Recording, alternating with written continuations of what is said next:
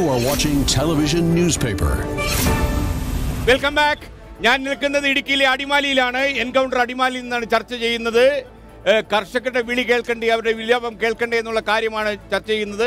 നിങ്ങൾക്ക് എല്ലാവർക്കും അറിയാം, ഏതാണ്ട് 7 കർഷകർ ഇടുക്കിയിൽ തന്നെ ആത്മഹത്യ ചെയ്തു. 8 പേരാണ് കഴിഞ്ഞ 2 മാസങ്ങൾക്കുള്ളിൽ കേരളത്തിൽ ആത്മഹത്യ ചെയ്ത കർഷകർ. ക്ലേശങ്ങളും കടക്കണിയും ബാങ്കിൻ്റെ പ്രതികാര നടപടികളെല്ലാം കൂടിയായപ്പോൾ കർഷകർ ആത്മഹത്യയിലേക്ക് നീങ്ങുകയായിരുന്നു. ഞാൻ ഒരിക്കൽ കൂടി ആ സഹോദരിയിലേക്ക് പോകുന്നു. അവരുടെ സഹോദരൻ സുരേന്ദ്രനാണ് ആത്മഹത്യ ചെയ്തത്. ഒന്ന് എഴുതിയിട്ടുന്നുള്ളൂ. അതായത് ഇത്രയും ചർച്ച കേട്ടല്ലോ, കടങ്ങളൊക്കെ എഴുതി തള്ളാനുള്ള നീക്കമൊക്കെ നടത്തുന്നുണ്ട്. ബാങ്കുകാരൊക്കെ കുറച്ച് നേരെയാവുമെന്നാണ് എൻ്റെ വിശ്വാസം. അതല്ല, ഒന്ന് എഴുതി തള്ളാൻ അനുവദിക്കണമെന്നേ ഉള്ളൂ എനിക്ക് പറയാനായിട്ട്. അല്ല, ഇനിയും ആ കർഷകരൊക്കെ ആത്മഹത്യ ചെയ്യും, സാധ്യതയുണ്ട്. ഓക്കെ, ഒരു ചേട്ടൻ പറഞ്ഞോളൂ. എനിക്ക് പേരെന്താന്ന് പറഞ്ഞു? എൻ്റെ പേര് സണ്ണി ആന്റണി. ഞാൻ നീതിസേന എന്നൊരു പ്രസ്ഥാനത്തിന്റെ സംസ്ഥാന നേതൃത്വത്തിലാണ് ഇപ്പോൾ. എന്താണ് നീതിസേന? നീതിസേന ഒരു സാമൂഹ്യ സംഘടനയാണ്. നീതിയുള്ള ആളുകൾ ഈ നാട് ഭരിക്കണം, ആ നീതിയുള്ള ആളുകളെ കണ്ടെത്തണം, അവരിലേക്ക് അധികാരം കൈമാറണം, അവരിലെ കൃഷിക്കാരെ ഏറ്റവും താഴെക്കിടയിൽ പ്രവർത്തിക്കുന്നവരെയും കണ്ടെത്തി ആ നാടിന്റെ നീതി സംവിധാനത്തിൽ അവരെ പങ്കാളിയാക്കണമെന്ന് ആവശ്യപ്പെടുകയും കർഷകരോടൊപ്പം നിൽക്കുന്നവർ ഭരിക്കുന്നവർക്കൊക്കെ നീതിയുണ്ടോ? നീതി ഇല്ല എന്ന് തന്നെയാണ് അഭിപ്രായം. നീതികേടിന്റെ ഒരു ഉദാഹരണമാണ് ഞാനിപ്പോൾ പറയാൻ പോകുന്നത്. ഈ അടുത്തതാൾ ഇലക്ഷൻ അടുത്തപ്പോൾ കർഷകർക്ക് വേണ്ടി സർക്കാർ ഒരു ഉത്തരവിട്ടിട്ടുണ്ട്. അതായത് കർഷകരെ ആത്മഹത്യയിലേക്ക് തള്ളിവിടുന്ന ഏറ്റവും വലിയ പ്രാധാന്യമുള്ള ഒരു സംഗതി കാട്ടുമൃഗങ്ങളുടെ ആക്രമണം കൊണ്ട് കാട്ടുമൃഗങ്ങളുടെ ആക്രമണം കൊണ്ട് കൃഷി പാടെ നശിച്ചു പോകുന്ന ഒരു സ്ഥിതിയാണ്. അതിൽ കാട്ടുപന്നിയെ വെടിവെച്ച് കൊല്ലാനുള്ള ഉത്തരവ് ഈ ഗവൺമെൻറ് ഇപ്പോൾ ഇട്ടിട്ടുണ്ട്. അതിൻ്റെ വിചിത്രമായ കാര്യം, ഉമ്മൻചാണ്ടി ഗവൺമെൻറ് ഇതിന് മുൻപ് ഭരിച്ചിരുന്ന ഗവൺമെൻറ് ഉത്തരവിട്ടിരുന്നതിനേക്കാൾ വളരെ കർഷകരെ അപമാനിക്കുന്ന, ഒരിക്കലും പ്രാവർത്തികമാക്കാൻ കഴിയാത്ത ഉത്തരവ് സർക്കാർ ഉദ്യോഗസ്ഥന്മാരിൽ നിന്ന് വെറുതെ കേട്ടും ഒപ്പിട്ട് വിടുന്ന, ഒരു തരത്തിലും പ്രായോഗിക തലത്തിലാക്കാൻ കഴിയാത്ത ഉത്തരവാണ് ഇന്ന് കർഷകരെ അപമാനിച്ചുകൊണ്ട് ഈ ഗവൺമെൻറ് ഇട്ടിരിക്കുന്നത്. മുൻ ഗവൺമെൻറ്റും അത് തന്നെയാണ് ചെയ്തിരിക്കുന്നത്. ഇത്തരം ഉത്തരവുകൾ ഇടുമ്പോൾ പ്രായോഗികമായി ഈ പ്രശ്നങ്ങളെ എങ്ങനെ നേരിടാമെന്ന് കർഷക സംഘടനകളുമായി ആലോചിക്കണം. ഞങ്ങളെപ്പോലുള്ളവരോട് വിളിച്ചു ചോദിക്കണം. ഉത്തരവ് കേൾക്കണമെങ്കിൽ ജനങ്ങൾ കേൾക്കാൻ വേണ്ടി പറയുകയാണ്. ഒരു പന്നിയെ വെടിവെക്കണമെങ്കിൽ ഫോറസ്റ്റ് ഉദ്യോഗസ്ഥൻ, അധികാരപ്പെടുന്ന ഉദ്യോഗസ്ഥൻ തോക്കുമായി വന്ന പ്രസിഡന്റിന്റെ സാന്നിധ്യത്തിൽ, പഞ്ചായത്ത് പ്രസിഡന്റിന്റെ സാന്നിധ്യത്തിൽ, ഉദ്യോഗസ്ഥന്മാരുടെ സാന്നിധ്യത്തിൽ പന്നിയെ വെടിവെക്കണം. പന്നിയെ വെടിവെക്കാൻ നിൽക്കുവോ? പറയൂ. ഹലോ, അദ്ദേഹം പറയുന്ന അനുസരിച്ച് ഈ ഗവൺമെന്റ് ചർച്ച പന്നിയിലേക്ക് പോകണ്ട. ഈ ഗവൺമെന്റ് വന്നതിന് ശേഷം ഈ കേരളത്തിലെ മുഴുവൻ കർഷകരെയും രക്ഷിക്കുന്ന നടപടിയാണ് ഈ ഗവൺമെന്റ് സ്വീകരിച്ചിട്ടുള്ളത്. അതിനിപ്പോൾ ഉദാഹരണമായിട്ട് അദ്ദേഹം ആദ്യം നമ്മൾ പറഞ്ഞ പോലെ കർഷക ആത്മഹത്യയെ സംബന്ധിച്ച് അത് രാഷ്ട്രീയ ചർച്ചയിലേക്ക് വിടരുന്നു പറഞ്ഞു. ഇപ്പോൾ എൻ്റെ സ്നേഹിതൻ ഒരു സുഹൃത്ത് ഒരു ബാങ്കിലെ കള്ളപ്പേപ്പറായിട്ട് പോകുന്നില്ല. അപ്പോൾ അത്തരം ആളുകളെ നമ്മളെ സംബന്ധിച്ച് ഇത് രാഷ്ട്രീയമായി കാണാതെ ഈ കേരളത്തിലെ കർഷകരെ രക്ഷിക്കുന്നതിന് വേണ്ടിയുള്ള നടപടിയാണ് ഇപ്പോൾ നമ്മുടെ ബഹുമാനപ്പെട്ട കൃഷി വകുപ്പ് മന്ത്രി നാളത്തെ മന്ത്രിസഭാ യോഗത്തിൽ വളരെ പ്രാധാന്യമായി കേരളത്തിലെ കർഷകരെ ബാധിക്കുന്ന പ്രശ്നങ്ങൾക്ക് മൊറട്ടോറിയം പ്രഖ്യാപിക്കുന്ന ഒരു തീരുമാനം നാളത്തെ മന്ത്രിസഭാ യോഗത്തിൽ ഉണ്ടാകും എന്നുള്ളൊരു പ്രതീക്ഷ ഈ കേരളത്തിലെ മുഴുവൻ കർഷകർക്കും ആവേശമായി മാറുന്ന.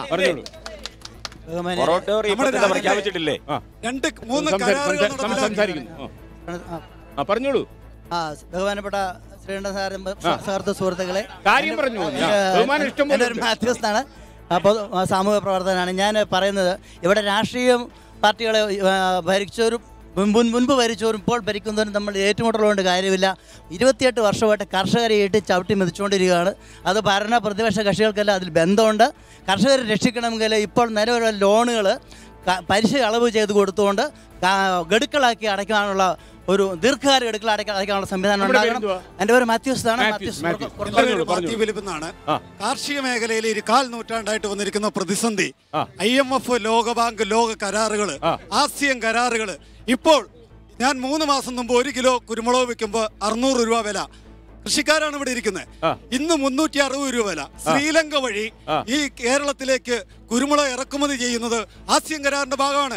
അതുകൊണ്ട് കൃഷിക്കാരന് കാർഷിക മേഖലയിൽ മുളകിന് വിലയില്ലാതെ വന്നു. അവൻ ആത്മഹത്യയിലേക്ക് തള്ളിവിടുന്ന ഈ സമീപനത്തിനെതിരെ കേന്ദ്ര ഗവൺമെന്റ് നടപടി സ്വീകരിക്കോ? അതിന് ചുവട് പിടിച്ച് സംസ്ഥാന ഗവൺമെന്റ് നടപടി സ്വീകരിക്കോ? കാർഷിക മേഖലയെ സംരക്ഷിക്കാൻ എന്ത് നിലപാട് സ്വീകരിക്കും? ഓക്കെ, എനിക്ക് പറയാനുള്ളത് എന്തായാലും കർഷകരെ ആത്മഹത്യ ചെയ്യുന്ന ഈ സാഹചര്യത്തിൽ സർവകക്ഷി യോഗം ക്കാൻ വേണ്ടി ഒരു ബോധവൽക്കരണം നടത്തണമെന്നാണ് എനിക്ക് കഴിഞ്ഞ വർഷം 6000 രൂപ വില ഉണ്ടായിരുന്നു. കഴിഞ്ഞ വർഷം കുരുമുളകിന് 600 രൂപ വില ഉണ്ടായിരുന്നു. ഗവൺമെന്റിൽ നിന്ന് അനുകൂലമായ എന്ത് നടപടി ഉണ്ടാകുമെന്ന് അറിയണം. കഴിഞ്ഞ വർഷം കുരുമുളകിന്റെ വില 600 രൂപ ഉണ്ടായിരുന്നു. നാളെ ഗവൺമെന്റിൽ നിന്ന് അനുകൂലമായ തീരുമാനം ഉണ്ടാകുമെന്ന് നാളെ ഗവൺമെന്റിൽ നിന്ന് അനുകൂലമായ കർഷകരുടെ കണ്ണീരൊപ്പാൻ അനുകൂലമായ തീരുമാനം ഉണ്ടാകുമെന്നാണ് ഉന്നതരായ ഉത്തരവാദിത്തമായത്. ഇല്ലെങ്കിൽ ഇടുക്കിയിലെ കർഷകരെ രാഷ്ട്രീയ മത ജാതി വർഗ വർണ്ണ വ്യത്യാസമില്ലാതെ വിദർഭയിൽ നിന്ന് ബോംബെയിലേക്ക് കർഷക മാർച്ച് നടത്തിയതുപോലെ കോൺഗ്രസും CPM-ഉം എല്ലാം ഒരു മാർച്ച് നടത്താൻ തയ്യാറാണെങ്കിൽ ഞങ്ങളും തയ്യാർ. ഒരു ലോങ് മാർച്ച് നടത്തണം. Long March. ഇപ്പം എൻ്റെ ശ്രീമാൻ നാസർ സൂചിപ്പിച്ച ഒരു കാര്യം, ഇവിടെ കർഷകരെ സംരക്ഷിക്കുന്നതിന് വേണ്ടിയിട്ട് ഇപ്പോൾ സ്വാമിനാഥൻ കമ്മീഷൻ റിപ്പോർട്ടിൻ്റെ അടിസ്ഥാനത്തിൽ ഉൽപ്പന്നങ്ങൾക്ക് താങ്ങുവില പ്രഖ്യാപിക്കണമെന്ന് പറഞ്ഞു, പ്രഖ്യാപിക്കുമെന്ന് വാഗ്ദാനം നൽകി. ആ പ്രഖ്യാപനം ഇവിടെ നടന്നിട്ടില്ല. ഇതിൻ്റെ ഭാഗമായി കർഷകർ വലിയ ദുരിതത്തിലാണ്. അവരെ സഹായിക്കുന്ന നിലപാട് കേന്ദ്രം വാഴുന്ന ഗവൺമെൻറ് സ്വീകരിക്കണം. ഈ ഗവൺമെൻറ് ആ നടപടി സ്വീകരിക്കാത്തതിൽ നിങ്ങൾക്ക് എതിർപ്പില്ല. ഞാൻ ആദ്യം സൂചിപ്പിച്ചു വന്നത് ഇവിടെ ഇടുക്കി ജില്ലയിൽ 7ഓളം കർഷകരെ ബാധിച്ചിട്ടുള്ള ആത്മഹത്യ 9 പേരോളം. അത് ആത്മഹത്യ നമ്മൾ അപലപിക്കുന്നു, ദുഃഖകരമാണ്. ആ വസ്തുതയെ മറികടക്കുന്നതിന് വേണ്ടി യോജിച്ചൊരു പോരാട്ടത്തിന് വേണ്ടിയിട്ടുള്ള വേദിയാകുക എന്നാണ്. ഞാൻ ആദ്യം സൂചിപ്പിച്ചപ്പോൾ എൻ്റെ ബഹുമാന്യനായ ശ്രീകണ്ഠൻ നായർ അടക്കം പറഞ്ഞത് നിങ്ങൾ രാഷ്ട്രീയം പറയരുതെന്നാണ്. ഈ ചർച്ച കേട്ടിട്ടുള്ള ആളുകൾക്കെല്ലാം അറിയാം, ഇതുവരെ ഇതിനെ രാഷ്ട്രീയവൽക്കരിക്കുന്ന വേന്ദ്രിയിട്ടുള്ള സമയം അങ്ങനെയാണ്. നമ്മൾ അങ്ങനെ തീരുമാനിച്ചിട്ടില്ല. കർഷകരെ സഹായിക്കുന്ന നിലപാടാണ് എക്കാലവും ഇടതുപക്ഷം സ്വീകരിച്ചിട്ടുള്ളത്. ഇവിടെ നമുക്കറിയാമല്ലോ ഇടുക്കി ജില്ലയുടെ എല്ലാ കാര്യങ്ങളും അങ്ങനെയാണ്. അതുകൊണ്ട് കർഷകരാണെങ്കിൽ ഈ രംഗത്ത് ഗവൺമെന്റ് സമഗ്രമായി ഇടപെടുകയും ഇതുമായി ബന്ധപ്പെട്ടിട്ടുള്ള ആത്മഹത്യ വന്നിട്ടുണ്ടെങ്കിൽ അവരെ സഹായിക്കുന്നതിന് വേണ്ടി നടപടി സ്വീകരിക്കുകയും ചെയ്യണം. ഈ രംഗത്ത് ശിവസേനയുടെ ദേവികുളം നിയോജക പ്രസിഡന്റാണ്. ഇതിൽ തട്ടിപ്പും വെട്ടിപ്പും ഇല്ലാത്ത ഏതെങ്കിലും ഒരു രാഷ്ട്രീയക്കാരനെ ഈ കൂട്ടത്തിൽ കാണിക്കാൻ പറ്റുമോ? എനിക്കറിയില്ല. അത് കാണിക്കണം. ഏതെങ്കിലും ഒരു രാഷ്ട്രീയക്കാരനെ കാണിക്കണം. നാളെ ഗവൺമെന്റ് അത് ഓരോരുത്തരുടെ അഭിപ്രായമല്ലേ. നാളെ എൻ്റെ പേര് അനസ് എന്നാണ്, ഞാൻ യൂത്ത് ലീഗിന്റെ ഭാഗമായിട്ടാണ് ബന്ധപ്പെടുന്നത്. നാളെ ഗവൺമെന്റ് ഇപ്പോൾ മന്ത്രി പറഞ്ഞ പോലെ നാളെ ഗവൺമെന്റ് ചർച്ച ചെയ്യുന്നു, ഉന്നതമായ തീരുമാനങ്ങൾ എടുക്കുമെന്ന് പറയുമ്പോൾ പോലും ഷൈജുട്ടി ഉന്നതമായ നടപടി എടുക്കുമെന്ന് പറഞ്ഞപ്പോൾ പോലും 8-9 കുടുംബങ്ങളാണ് അനാഥമായിരിക്കുന്നത്. 9 കുടുംബങ്ങളാണ് ഈ കാർഷിക വൃത്തിയിൽ ഏർപ്പെട്ട് 9 കുടുംബങ്ങൾ ഏർപ്പെട്ടപ്പോൾ 5 വയസ്സുള്ള കുട്ടിയുടെ, നിങ്ങൾ ചുമ്മാ പറഞ്ഞിട്ട് 5 വയസ്സുള്ള കുട്ടിയുടെ അമ്മ മാത്രമായി ജീവിക്കുന്നു. ഈ 9 ഈ മരണപ്പെട്ട 9 കുടുംബങ്ങളുടെ കാർഷിക കടങ്ങളെ എഴുതി തള്ളുവാനുള്ള നടപടികൾ സ്വീകരിക്കണം. ഈ 9 കുടുംബങ്ങളെ ഏറ്റെടുക്കാനുള്ള ബാധ്യത ഗവൺമെന്റിനാണ്. അതെങ്കിലും ചെയ്യേണ്ടേ. ഇനി വേറൊരു കാര്യം കൂടെ പറയാം. നമ്മൾ എല്ലാം ബാങ്കിന്റെ പേപ്പറില്ല എന്നൊക്കെ നിങ്ങൾ ആക്ഷേപിച്ചെങ്കിൽ മൊറട്ടോറിയം പ്രഖ്യാപിച്ചത് ഗവൺമെന്റാണ്. ഈ ബാങ്കുകളെല്ലാം നിലനിർത്തേണ്ടതും ഗവൺമെന്റിന്റെ ബാധ്യതയാണ്. ഈ തൊട്ടടുത്തുള്ള സൗത്ത് ഇന്ത്യൻ ബാങ്കിൽ നിന്ന് 2.5 ലക്ഷം രൂപ ലോൺ എടുത്തതിന്റെ പേരിൽ ബാങ്ക് ജപ്തി നേരിട്ടവരാണ് മരണപ്പെട്ടത്. അവർക്കത് നടപടി എടുക്കണ്ടേ? കൊലക്കുറ്റത്തിന് കേസെടുക്കണ്ടേ? ഈ ബാങ്കുകാർ ഗുണ്ടകളാണ് എന്ന് പറഞ്ഞത് കൃഷി വകുപ്പ് മന്ത്രിയാണ്. ഗുണ്ടകളാണ് എന്ന് പറഞ്ഞത് കൃഷി വകുപ്പ് മന്ത്രിയാണ്. ബാങ്കുകാരുടെ തോന്നിവാസത്തിന് എല്ലാവരും കൂട്ടുപിടിക്കണമെന്നാണ് പറയുന്നത്. ഈ 8 കുടുംബങ്ങളെ ഏറ്റെടുക്കുവാൻ ഗവൺമെന്റ് തയ്യാറാകണം. 8 കുടുംബങ്ങളുടെ അർഹമായ സർക്കാർ ജോലി നൽകണമെന്നാണ് യൂത്ത് ലീഗ് ആവശ്യപ്പെടുന്നത്. സർക്കാർ ജോലി, അവരുടെ മക്കൾക്ക് സർക്കാർ ജോലി നൽകണം. ശ്രീ ജോസ്, അതായത് ബാങ്കിനെ കുറിച്ചുള്ള ഒരു അഭിപ്രായമായിരുന്നു കൃഷി മന്ത്രിയുടെ. അതായത് ബാങ്കുകൾ പലപ്പോഴും ഗുണ്ടകളെ പോലെ പെരുമാറുന്നുവെന്ന് സംസ്ഥാനത്തെ കൃഷി വകുപ്പ് മന്ത്രി പറഞ്ഞു. താങ്കൾക്ക് ഇതിനെക്കുറിച്ച് എന്തെങ്കിലും പറയാനുണ്ടോ? ഞാൻ ഈ ചർച്ചയുടെ അവസാന ഘട്ടത്തിലേക്ക് കടക്കുകയാണ്. ഇനി കേവലം 12 മിനിറ്റുകൾ അല്ലെങ്കിൽ 15 മിനിറ്റുകൾ മാത്രമേ ഉള്ളൂ ചർച്ച അവസാനിപ്പിക്കാൻ. 12 മിനിറ്റേ ഉള്ളൂ ശരിക്കും. ഞാൻ അതിനൊരു മറുപടി പറയാതെ എനിക്ക് പറയാനുള്ളത്, ഈ വിഷയത്തിൽ നമുക്കിപ്പോൾ ഒരു സുഹൃത്ത് പറഞ്ഞതുപോലെ മരണപ്പെട്ട നമ്മുടെ സുഹൃത്തുക്കളുടെ കുടുംബങ്ങളുടെ ലോൺ എഴുതി തള്ളുക, അതിനുള്ള ഒരു നടപടി. മറ്റൊരു വിഷയം എന്ന് വെച്ചാൽ നമ്മുടെ വിദ്യാഭ്യാസ ലോണിൻ്റെ കാര്യത്തിൽ ഗവൺമെൻറ് എടുത്ത ഒരു സമീപനമുണ്ട്. LDF ഗവൺമെൻറ് വന്ന് അത്തരത്തിലുള്ള ഒരു സമീപനം എടുത്തുകൊണ്ട് മറ്റന്നാൾ ചേരുന്ന SLBCയിൽ ഇതിനുള്ളൊരു പരിഹാരം ഉണ്ടാവണമല്ലോ. അല്ലാതെ നമ്മൾ തർക്കിച്ചുകൊണ്ട് വിഷയമാവില്ലല്ലോ. ബാങ്കുകൾ ഗുണ്ടകളോ അല്ലയോ എന്നുള്ള വിഷയമല്ലല്ലോ. ഇതിനകത്ത് എന്താണെന്ന് വെച്ച് കഴിഞ്ഞാൽ എടുത്ത ലോൺ തിരിച്ചെടുക്കാൻ വേണ്ടി ബാങ്കുകളൊക്കെ, അതല്ലാതെ എങ്ങനെ ബാങ്കുകൾ നിൽക്കുക? ബാങ്കുകളുടെ കയ്യിലിരിക്കുന്ന പണം ഡെപ്പോസിറ്റേഴ്സിൻ്റെ പണമാണ്. നിക്ഷേപകരുടെ പണം കൊടുത്തിട്ട് പിന്നെ തിരിച്ച് മേടിക്കണ്ട എന്ന് പറഞ്ഞു കഴിഞ്ഞാൽ ബാങ്കുകൾക്ക് എങ്ങനെ നിലനിൽക്കാൻ പറ്റും? അത് സഹകരണ ബാങ്ക് ആയാലും LNB ബാങ്ക് ആയാലും നമ്മുടെ പ്രൈമറി അഗ്രികൾച്ചർ ബാങ്ക് ആയാലും ഒരു ബാങ്കിന് നിലനിൽക്കാൻ പറ്റില്ലല്ലോ. നിക്ഷേപകരുടെ പണം കൊണ്ട് നിലനിൽക്കുന്ന ബാങ്കിന് കൊടുത്ത ലോൺ അതിൻ്റെ ഒരു ഇപ്പം നമുക്കിപ്പോൾ അടിയന്തരമായിട്ട് ഈ വികാരങ്ങളെ കണക്കിലെടുത്തുകൊണ്ടും ഈ പ്രശ്നങ്ങൾ ഈ കേരളത്തിൽ ഈ ഇടുക്കിയിലെ മാത്രം പ്രശ്നമല്ല ഇത്. ഇപ്പോൾ തൃശ്ശൂർ പ്രശ്നങ്ങളുണ്ട്. ഈ ഇടുക്കിയിലെ മാത്രം പ്രശ്നമായിട്ട് ഇത് കാണാതെ മൊത്തം പ്രശ്നമായിട്ട് നിൽക്കുകയാണ് കേരളത്തിലെ, ഇന്ത്യയിലെ തന്നെ. കേരളത്തിലെ വിഷയമാണ് നമ്മളിപ്പോൾ ചർച്ച ചെയ്യണത്. കേരളത്തിലെ ഈ വിഷയത്തിൽ അടിയന്തരമായിട്ട് എനിക്ക് തോന്നുന്നത് സംസ്ഥാന ഗവൺമെൻറ്റിന് ചെയ്യാൻ പറ്റുന്നത് നാളെ മന്ത്രിസഭാ യോഗത്തിലൊരു തീരുമാനം എടുത്തിട്ട് SLBCയിൽ ഇത് സംബന്ധിച്ച് കാർഷിക കടങ്ങളുടെ പലിശ ഇളവ് ചെയ്യാൻ ബാങ്കുകൾ തയ്യാറാകുക.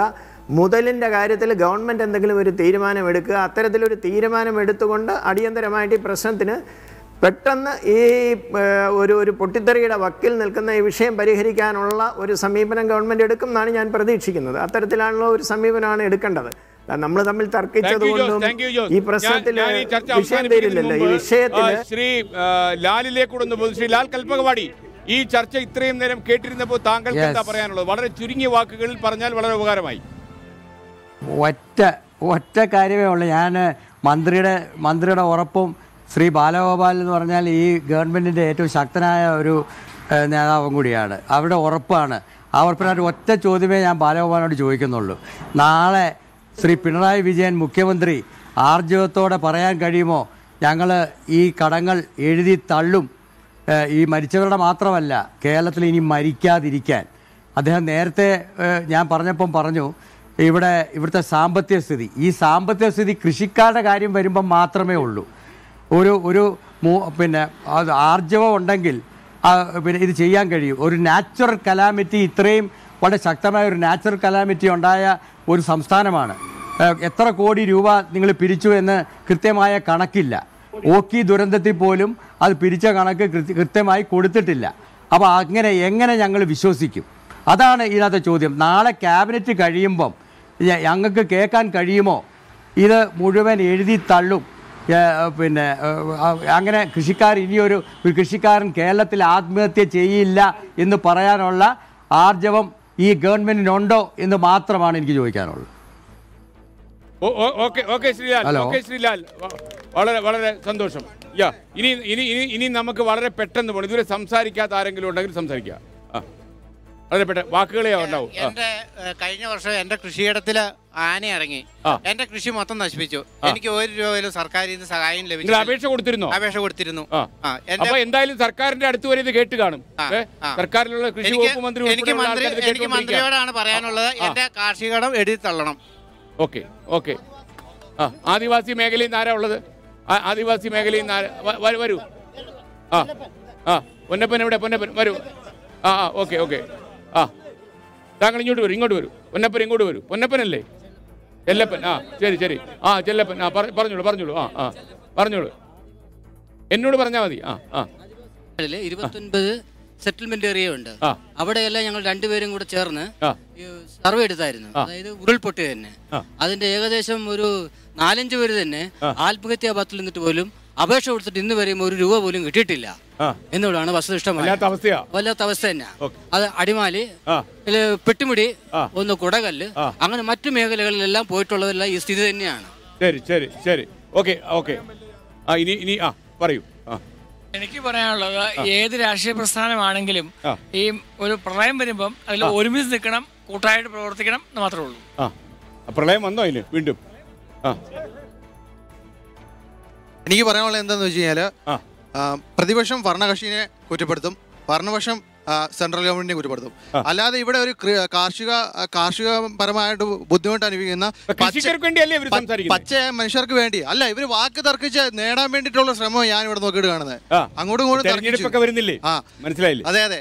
അത് മാത്രം എനിക്കിവിടെ കാണാൻ പറ്റിയത്. അതുകൊണ്ട് തന്നെയാണ് ഞങ്ങളെപ്പോലുള്ള പച്ച മനുഷ്യർ ഇവിടെ മിണ്ടായിരിക്കുക ഇത്. ഓക്കെ. ബാങ്കിന്റെ പ്രതിനിധി അവിടെ സംസാരിച്ചത്, ഈ ബാങ്കിൽ നിന്ന് പണം എടുത്താൽ അത് തിരിച്ചടച്ചില്ലെങ്കിൽ ആണ്. ആ ഡിപ്പോസിറ്റേഴ്സിന്റെ പണമല്ലേ കേന്ദ്ര ഗവൺമെന്റ് കൊടുത്തേക്കണേ 11 ലക്ഷം കോടി രൂപ. റിലയൻസും അംബാനിയും ഇതൊക്കെ അടയ്ക്കാതെ എഴുതി തള്ളിയിരിക്കുന്നത്. അതിനിതൊന്നും ബാധകമല്ലേ? നമ്മുടെ ഈ ഇവിടെ കേരളത്തില് ഇടുക്കി ജില്ലയിൽ നിന്ന് കേരളത്തിലെ ഇന്ത്യയിലെ നാണ്യവിളകൾ ഏറ്റവും കൂടുതൽ വിറ്റ വിദേശ നാണ്യം നേടിത്തരുന്ന സംസ്ഥാനമാണ് കേരളം. എന്നിട്ട് ഈ ജില്ലയിലേക്ക് കേന്ദ്ര ഗവൺമെൻറ്റിൻ്റെ ഈ ബാങ്കിൽ നിന്ന് ഇവിടുത്തെ നാഷണലൈസ്ഡ് ബാങ്കുകൾ കോടിക്കണക്കിന് രൂപയുടെ ഡിപ്പോസിറ്റ് ഉണ്ട്. പക്ഷെ കാർഷിക ലോൺ ഞങ്ങൾക്ക് തരുന്നില്ല. കാർഷിക ലോണിന് പലിശ കുറവാ, തരില്ല. അതൊക്കെ കോർപ്പറേറ്റുകൾക്ക് അവിടെ കൊടുത്തിട്ട് ഇങ്ങനെ എഴുതിയിട്ടുള്ളൂ. അദ്ദേഹത്തിനോടൊന്ന് ചോദിച്ചു പറയാമോ, ഈ ഡിപ്പോസിറ്റേഴ്സിന്റെ പണമല്ലേ ഈ 11 ലക്ഷം കോടി രൂപ കേന്ദ്രം എഴുതി തള്ളിയത്? അതിനൊരു മറുപടി ജോസ്, താങ്കൾക്കൊരു മറുപടി പറയാമെന്ന് എനിക്ക് തോന്നുന്നു. അല്ല, ഞാനത് ആദ്യമേ പറഞ്ഞല്ലോ, ആ വിഷയം കൃത്യമാണ്. ഈ കോർപ്പറേറ്റുകൾ കൊള്ള ചെയ്യുന്നത് ശരിയാണെന്നുള്ള സമീപനം എനിക്കില്ലല്ലോ. അങ്ങനെ ഒരു സമീപനമില്ല. തെറ്റായിട്ടുള്ള വിഷയമാണ്. വലിയ രൂപത്തിലുള്ള വലിയ കടം കോർപ്പറേറ്റുകൾക്ക് കൊടുത്തിട്ട് എഴുതി തള്ളിക്കൊണ്ടിരിക്കുന്നത് പോലെ തന്നെ കർഷകരുടെ അങ്ങനെ കടം എഴുതി തള്ളുക എന്നുള്ള ഒരു സമീപനം വന്നു കഴിഞ്ഞാൽ ഒരു ബാങ്കിന് നിലനിൽക്കാൻ പറ്റില്ലെന്ന് ഞാൻ പറയുന്നുള്ളൂ. കോർപ്പറേറ്റുകളുടെ കടം എഴുതി തള്ളുക ശരിയാണെന്നുള്ള ഒരു സമീപനം ഒരിക്കലും എടുത്തിട്ടില്ല. അത് ആദ്യത്തെ ഞാൻ ഇടപെട്ട സമയത്ത് തന്നെ പറഞ്ഞു. അതേ ചെയ്യുന്ന സമയത്ത് തന്നെ ബാങ്കുകൾ കൃഷിക്കാരുടെ കാര്യത്തിലും കൃത്യമായിട്ടുള്ള ഒരു സമീപനം എടുക്കേണ്ടത് തന്നെയാണ്. പക്ഷെ അപ്പോൾ തന്നെ ഡെപ്പോസിറ്റേഴ്സിൻ്റെ പണം സംബന്ധിച്ചാണെന്നുള്ള വിഷയം നമ്മൾ മനസ്സിലാക്കണമല്ലോ. അല്ലാതെ അതുകൊണ്ടാണ് ഞാൻ ആ വിഷയം പരാമർശിച്ചത്. അല്ലാതെ കോർപ്പറേറ്റുകളുടെ കടം എഴുതി തള്ളുന്നത് രാജസ്ഥാനും മധ്യപ്രദേശും അടക്കമുള്ള രാജസ്ഥാനും മധ്യപ്രദേശും അടക്കമുള്ള സംസ്ഥാനങ്ങളിൽ കാർഷിക കടങ്ങൾ എഴുതി തള്ളിക്കൊണ്ട് 2 ഗവൺമെൻറ്റുകളും പ്രഖ്യാപിച്ചിട്ടുണ്ട്. 3 സംസ്ഥാനങ്ങൾ, ഛത്തീസ്ഗഡും ഉണ്ട്. അപ്പോൾ അവിടുത്തെ ബാങ്കുകൾ മുഴുവൻ പൂട്ടിപ്പോയെന്നാണോ താങ്കൾ പറയുന്നത്? ഗവൺമെൻറ്റാണ് കൊടുത്തത്. ഗവൺമെൻറ്റാണ് ആ പൈസ. സംസ്ഥാന ഗവൺമെൻറ് കൊടുത്തിട്ടുണ്ട്. നേരത്തെ കടം എഴുതി തള്ളിയപ്പോൾ കേന്ദ്ര ഗവൺമെൻറ് കൊടുത്തിട്ടുണ്ട്. അതുപോലെ തന്നെ കേരളത്തിലെ സ്റ്റേറ്റ് ഗവൺമെന്റിനും എഴുതി തള്ളാമെന്നാണ് ഞങ്ങൾ പറയുന്നത്. ആർജവം ഉണ്ടാവണമെന്നാണ് പറയുന്നത്. വിദ്യാഭ്യാസ ലോണിന്റെ കാര്യത്തിൽ കേരളത്തിലെ ഗവൺമെന്റ് അത്തരത്തിലുള്ളൊരു സമീപനം എടുത്തല്ലോ. അത്തരത്തിലുള്ള ഒരു സമീപനം എടുക്കണം എന്നാണ് ഞാൻ സജസ്റ്റ് ചെയ്തത്. ഞാനൊരു അഭിപ്രായം പറഞ്ഞത് അത്തരത്തിൽ തന്നെയാണ്. അതേ സമീപനം കേരള സർക്കാർ സ്വീകരിക്കണമെന്നാണ് അഭ്യർത്ഥിക്കുന്നത്. അതുപോലെ തന്നെ ഇടുക്കിയുടെ MP പാർലമെന്റിൽ കർഷകർക്ക് വേണ്ടി ഒരക്ഷരം പോലും മിണ്ടിയിട്ടില്ല. അദ്ദേഹത്തിന് ഫ്ലക്സുകളിൽ മാത്രമാണ് അദ്ദേഹത്തെ കാണാൻ കഴിയുന്നത്. അതിനെക്കുറിച്ചും കൂടി ഒരു മറുപടി വേണം. അല്ലാതെ കേരളത്തിലെ കർഷകരുടെ കഴിഞ്ഞ 10-15 വർഷക്കാലം കോൺഗ്രസിന്റെ MP സാമ്പത്തിക സ്ഥിതി കേരളത്തിലെ സർക്കാരിന് ഇല്ല എന്നുള്ളത് വ്യക്തമാണല്ലോ. വന്നതിന് ശേഷമാണ് ഇടുക്കി ജില്ലയിൽ ഒരു MP ഉണ്ടെന്ന് ഞങ്ങൾക്ക് കാണാൻ കഴിഞ്ഞിട്ടുള്ളത്. കഴിഞ്ഞ ഈ കാലമത്രയും 1.5 ലക്ഷം 2 ലക്ഷം വോട്ടിന് ഇവിടെ UDF-ന്റെ MP ആയി പോയിട്ട് PJ കുര്യനടക്കം അതുപോലെ തന്നെ കോൺഗ്രസിന്റെ പല MP-മാരും പോയിട്ട് ഇടുക്കിയിൽ ഒരു MP ഉണ്ടെന്ന് ശ്രീമാൻ ജോയ്സ് ജോർജ് ആണ് ഇടുക്കി ജില്ലക്കാർക്ക് തെളിയിപ്പിച്ചു തന്നത്. ഫ്ലെക്സ് മാത്രമേ ജോയ്സ് ജോർജിന്റെ ഉള്ളൂ. ഇവിടെയുള്ള മുൻകാല എംപിമാർ കോൺഗ്രസിന്റെ രാഷ്ട്രീയം പറയുന്നില്ല എന്ന് പറഞ്ഞിട്ട് കോൺഗ്രസിന്റെ എംപിമാരാണ് ദേശീയപാത അടക്കം ഈ ജില്ലയുടെ സമഗ്ര വികസനത്തിന് വേണ്ടി പദ്ധതികൾ നടപ്പാക്കിയത്. കോൺഗ്രസിന്റെ UDF-ന്റെ എംപിമാരാണ്. ഇവിടെ രാഷ്ട്രീയം പറയുന്നില്ല എന്ന് പറഞ്ഞിട്ട് രാഷ്ട്രീയം പറയുന്നില്ല എന്ന് വന്നിട്ട് വീണ്ടും രാഷ്ട്രീയം പറയുക. കാർഷിക കടങ്ങൾ എഴുതി തരണമെന്ന് പറയുന്നത് രാഷ്ട്രീയമല്ല.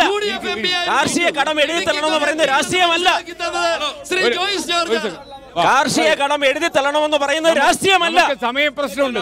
പ്രളയത്തിൽ വീട് പോയവർക്ക് ഇതുവരെ പല ആൾക്കാർക്ക് വീട് പോയി കിട്ടിയിട്ടില്ല. പുള്ളിക്ക് വാടക താമസിക്കുന്ന പുള്ളിയുടെ ഭിത്തി ഗവൺമെന്റ് എന്തെങ്കിലും കൊടുത്തോ? അത് ചോദിക്കാം ആദ്യം. എന്റെ വീട് പാർട്ടിക്കാർ കൊടുത്തിട്ട് കഴിഞ്ഞ 18 ഓഗസ്റ്റ് മാസം 8-ാം തീയതി എന്റെ വീട് അതിദാരുണ്യമായി അപകടപ്പെടുകയും ഞാൻ പ്രളയത്തിൽ കിടക്കുകയും ചെയ്തിരുന്നു. ഇതേപോലുള്ള ഇരു സൈഡിലിരിക്കുന്ന കക്ഷി രാഷ്ട്രീയത്തിന് അധികമായുള്ള സാമൂഹ്യ പ്രവർത്തനം എല്ലാവരും സഹായിക്കാനുണ്ടായിരുന്നു.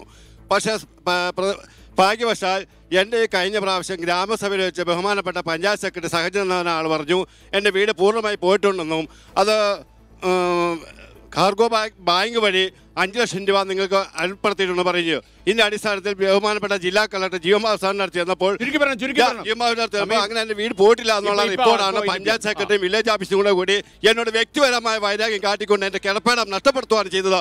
ഇത് ബഹുമാനപ്പെട്ട സർക്കാർ ഇനി ഇടപെട്ട് എത്രയും എനിക്ക് ഒരു കിടപ്പാടുണ്ടാക്കി തരണമെന്ന് അപേക്ഷിക്കുന്നു.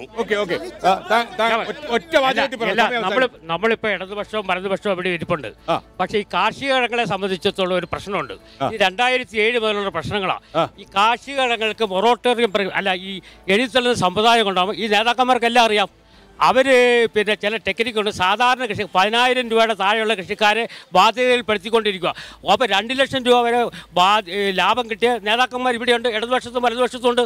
ഓക്കെ നമുക്ക് ഇടുക്കിയിലെ കർഷകരുടെ പ്രശ്നങ്ങൾ പറയുകയാണെങ്കിൽ ഇനിയും ഒരുപാട് സമയം നമുക്ക് ആവശ്യമായി വരും.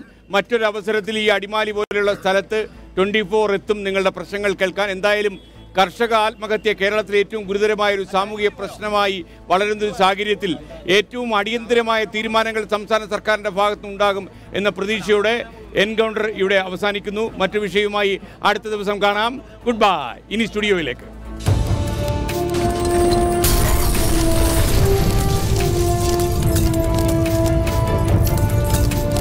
You are watching 24.